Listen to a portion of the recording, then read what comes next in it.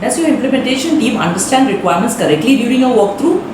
As a BA, your responsibility does not end after you provide a walkthrough of the requirements to your implementation team.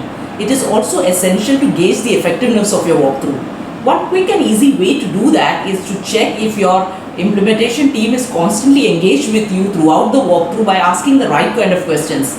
If they are not asking questions, it is a clear indication that they are not understanding much of the information that you are giving them. So what do you do in a scenario where your implementation team says that they have understood the requirements when they have actually not? Well, ask them to explain the requirements back to you. This will keep your team alert and encourage them to ask more questions, because now they know if they don't ask questions, you definitely will. If you like this video, share it with your friend. I'll see you in my next video. Thank you.